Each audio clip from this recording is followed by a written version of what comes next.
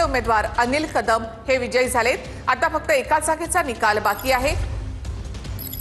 तर मनसे आणि शिवसेना उद्धव ठाकरे यांची शिवसेना यांचा आकडा आता वाढलेला आहे।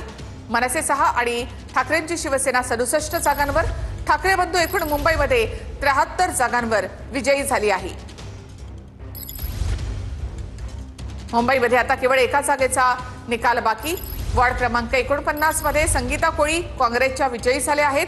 भाजपच्या सुमित्रा म्हात्रे या पराभूत झाल्यात। वॉर्ड क्रमांक 48 मध्ये इथे रफिक इलियास हे काँग्रेसचे उमेदवार विजयी झाले, तर शिवसेनेच्या सलमा अलमेलकर या पराभूत झालेल्या आहेत।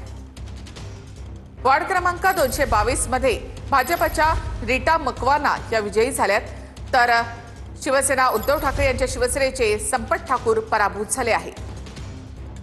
वॉर्ड क्रमांक 191 मध्ये माजी महापौर विशाखा राऊत या विजयी झालेल्या आहेत, तर सदा सरवणकर यांची मुलगी प्रिया सरवणकर या मात्र पराभूत झाल्या आहेत। सरवणकर यांची मुलगी आणि मुलगा दोघे देखील पराभूत झाले आहेत। वॉर्ड क्रमांक 143 मध्ये शबाना काझी या एमआयएमच्या उमेदवार विजयी झाल्यात, त्यांनी शिवसेनेच्या शोभा जायभाई यांचा पराभव केलेला आहे। वॉर्ड क्रमांक 192 मध्ये मनसेचे यशवंत किल्लेदार हे विजयी झालेत, त्यांनी प्रीती पाटणकर या शिवसेनेच्या उमेदवाराचा पराभव केलाय।